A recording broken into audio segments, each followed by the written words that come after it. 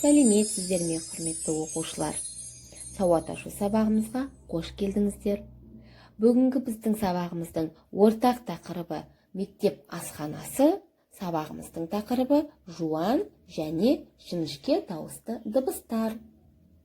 Бүгінгі сабағымыздың мақсаттары мұғалімнің көмегімен оқиғаның ретін сақтай отырып баяндау, сөздегі дыбыс түрлерін ажырату және дұрыс дыбыстау, жазу жолын, жол аралық кеңістікті, жолдың жоғарғы және төменгі сызығын сақтап, әріп элементтерін каллиграфиялық талаптарға сай жазу болып табылады. Бүгінгі сабағымыздың бағалау критерийлеріне оқиғаның ретін сақтай отырып баяндау, сөздегі дауысты, дауыссыз, жуан және жіңішке дауыстыларды ажырату, оларды дұрыс дыбыстау білігін бағалау, жазу жолын, жол аралық кеңістікті, әріп каллиграфиялық талаптарға сай жазу білігін бағалау жатады. Ендеше балалар, бүгінгі сабағымызды бастамастан бұрын мына видео жазбаға назар аударайықшы. Жандос, бір-бірімізді тексеріп көрейік. Айтшы, дауысты дыбыстар қалай жіктеледі? Дауысты дыбыстар бірыңғай жуан не жіңішке болып жіктеледі. Қазақ тілінде неше дауысты дыбыс бар? Қазіргі қазақ тілінің дауыстылар жүйесі 12 дыбыстан құралады. А, Ә, О, Е, Ы, И, Э, Ө, У, Е. Дауысты дыбыстар айтылғанда жақтың, еріннің, тілдің қатысу дәрежесіне қарай ашық қысаң, еріндік езулік, жуан жіңішке болып бөлінеді. Жуан дауыстылар дегеніміз не? Тілдің кейін жиырылуы арқылы жасалатын дауыстыларды айтамыз. Олар А, Ы, О, У. Жіңішке дауыстылар дегеніміз не? Жіңішке дауыстылар тілдің ілгері созылуы арқылы жасалатын дауыстылар. Оларға Ә, Е, Э, Ө, Ү, И, Э, У дыбыстар жатады. Енді жеке тапсырманы орындайық та үйге қайтайық. Ендеше балалар, оқулығымыздағы бірінші жаттығудағы суретке мұқият қарайық. Мынау мектеп асханасы. Асхана кең, жарық әрі таза. Біз 3-ші сабақтан кейін асханаға тамақ ішуге барамыз. Аспазшылардың пісірген тамақтары өте дәмді. Мен сорпа жеймін, не ботқа жеймін. Шаймен немесе шырынмен тәтті тоқаш жегенді ұнатамын. Тамақ ішер алдында қолымызды жуып, бір-бірімізге ас болсын дейміз. Ендеше, өз ойымызды бөлсейікші балалар.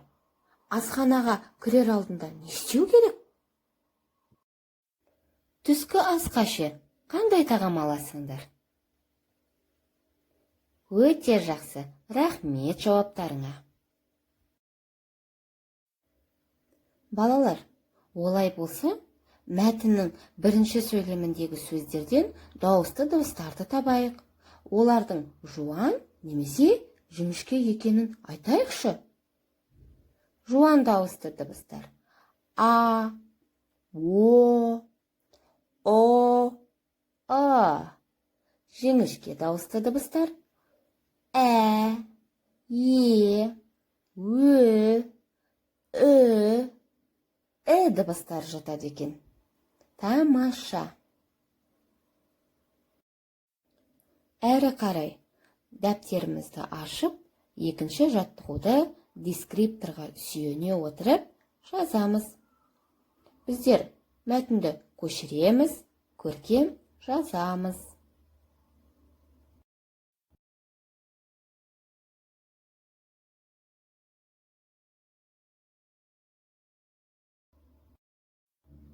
Келесі тапсырма 3-ші жаттығу. Біз сөйлемдерді оқи аламыз, қатесін түзеп жазамыз. Жазбас бұрын әуелі сөйлемді толық оқып шығу керек. Балалар шөп жеді, сиыр асханаға барды. Мысық тамақ ішіп болып, рахмет деді. Күшік тәтті тоқаш алды. Енді сөйлемдегі дұрыс сөздерді орнына қойып, алмастырып жазамыз.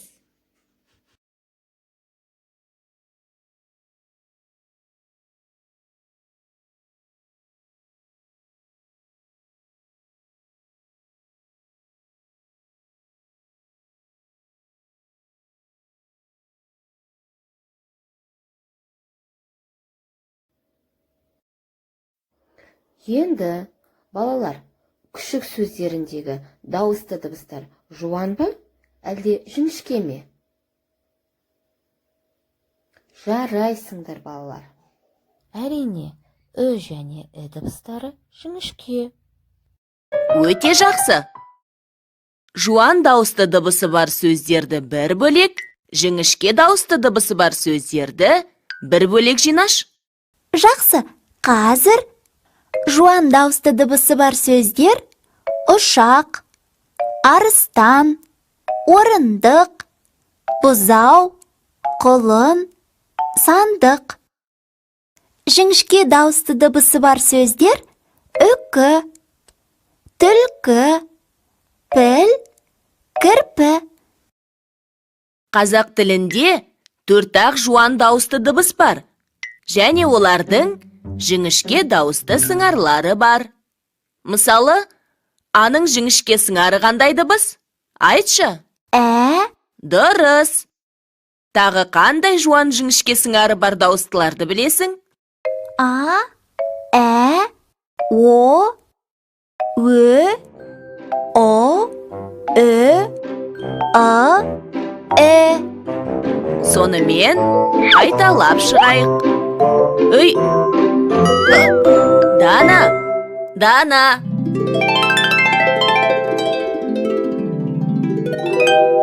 Қайталайық. Жуан және жіңішке жұп дауыстылар. Дауысты дыбыс тілдің қатысына қарай жуан және жіңішке болып екіге бөлінеді. Қазақ тілінде 4 жуан дауысты дыбыс бар. Олар А, О, Ы. Және олардың жіңішке дауысты сыңарлары бар. Олар Ө, Ö, Мысалы, жуан дауысты дыбыстары бар сөздер: арыстан, орындық, ұшақ, ыдыс. Жіңішке дауысты дыбыстары бар сөздер: әтеш, өшіргіш, үкі, ілгіш.